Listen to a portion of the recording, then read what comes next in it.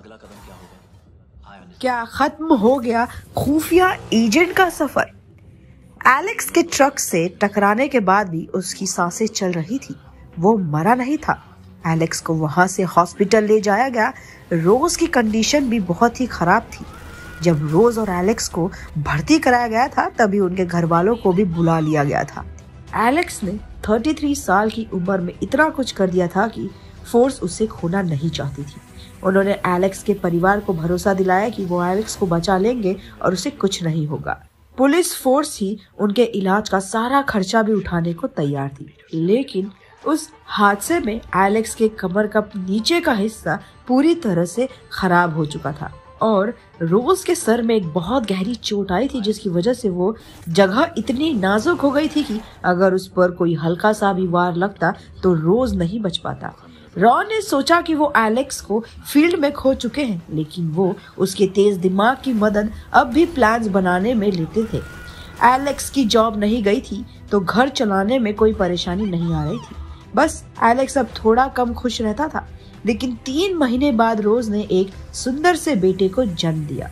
वो बेटा एलेक्स की जिंदगी में दोबारा खुशियां लेकर आया।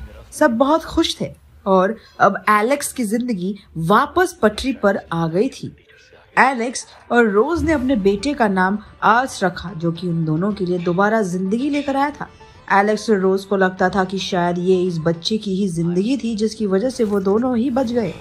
अब जैसे जैसे आर्स बड़ा हो रहा था उसको अपने पापा के काम में मजा आने लगा। अब एलेक्स भी अपने बेटे को वो सब सिखाने लगा था जो वो खुद जानता था, क्योंकि चाहे एलेक्स अपने कितने भी प्लान्स बना दे, लेकिन उसकी तरह काम करना वाला अब तक कोई भी नहीं था, जिसकी वजह से उसके प्लान्स खराब भी हो रहे थे।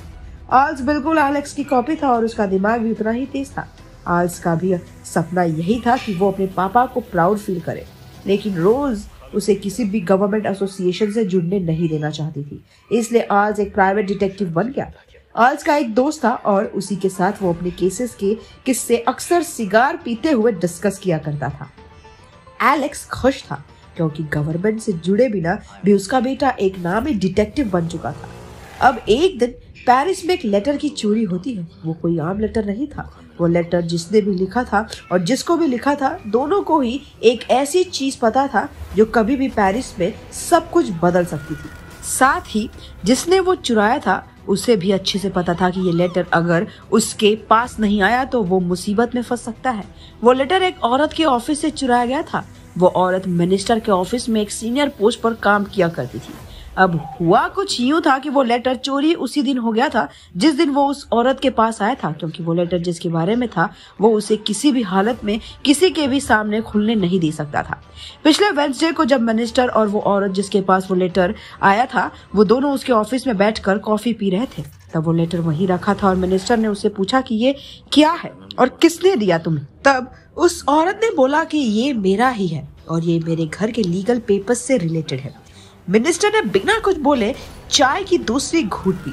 मिनिस्टर शायद अब इसके बारे में बात नहीं करना चाहता था तो उसने पार्टी से जुड़ी हुई बातें करनी चालू कर दी। जब मिनिस्टर्स ने पार्टी के प्लान्स और पॉलिसीज डिस्कस कर ही रहा था तभी उसने अपनी जेब से एक लेटर निकाला और उस लेटर की जगह रख दिया। ये बात उस औरत को पता था कि मिनिस्टर ने वो लेटर ले लिया है और मिनिस्टर भी जानता था कि इस औरत ने सब देख लिया है और वो कुछ नहीं कह सकती क्योंकि मिनिस्टर उसका बॉस है। अब उस औरत ने सोचा कि मैं कैसे इस लेटर को ले सकती हूँ, तो उसने अपनी सुंदरता का इस्तेमाल करने के बारे में सोचा। जैसे ही मिनिस्टर ने उसके बातों में उसे फंसाया था वैसे ही वो मिनिस्टर को बातों में उलझाकर उसके काफी करीब आ गई। इतना करीब कि उसने मिनिस्टर का कोट भी उतरवा लिया, लेकिन मिनिस्टर बेवकूफ नहीं था। उसने कोट में से अपना हाथ में ही रख लिया और औरत चाहती थी कि मिनिस्टर उस कोट को रख दे, इसलिए उसने मिनिस्टर के और करीब जाने की कोशिश की। लेकिन मिनिस्टर जानता था कि अब उसको यहाँ से निकल जाना चाहिए, इसलिए अब मिनिस्टर ने उस औरत को अपने नए घर का पता दिया और बोला कि वो उससे शाम को आके मिले। वो अब फंस चुकी थी क्योंकि वो मना भी नहीं कर सकती थी क्योंकि शुरुआत तो उसी ने की थी। इसलिए उसने मुस्कुराते हुए पेपर लिया और उसके बाद मिनिस्टर वहां से निकल गया। रात के 9 बजे वो औरत तैयार होकर एक शैंपेन की बोतल लेकर मिनिस्टर के यहाँ पहुंची। उन दोनों ने साथ बैठकर ड्रिंक की। थोड़ी देर बाद मिनिस्टर की आंख लग गई क्योंकि वो औरत उसमें नशे की दवाई मिलाकर लाई थी। उस औरत ने एक भी ग्लास नहीं पिया था, बस पीने का नाटक किया। उसने अब पूरा अपार्टमेंट छानना चालू किया। कोट में, अलमीरा में, बुक्स, ड्रॉर सब देख लिया, लेकिन उसे कुछ नहीं मिला। वो जिस काम के लिए आई थी वो नहीं हुआ। जब मिनिस्टर सुबह उठा तो उसने कहा कि क्या तुम्हें वो मिला जो तुम्हें चाहिए था? क्योंकि मुझे जो चाहिए था वो मुझे मिल चुका।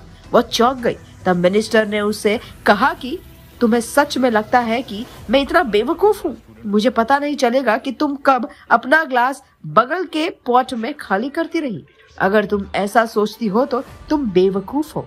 मुझे सब पता था और पहले से ही मेरे पास वो लेटर था तुम्हें ब्लैकमेल करने के लिए, और उससे शायद तुम्हारी इमेज खराब भी नहीं होती। लेकिन अब मेरे पास कुछ फोटोज भी है तुम्हारी और मेरी जो तुम्हें काफी बदनाम कर सकती है। वो औरत इतना सुनते ही अपार्टमेंट छोड़कर वहां से चली गई। वो पुलिस स्टेशन गई। उसने अपने एक पुराने दोस्त ग्राहम को ये सब बताया और वो उसकी मदद करने के लिए तैयार भी हो गया, क्योंकि इसमें उसका भी फायदा था।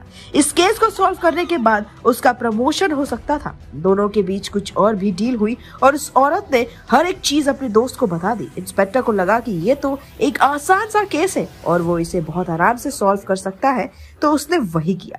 अब इंस्पेक्टर ने क्या किया ये हम अगले पार्ट में जानेंगे। वॉटो की कहानी भी कुछ ऐसी ही ट्विस्ट्स और सस्पेंस से भरी हो सकती है। I understand.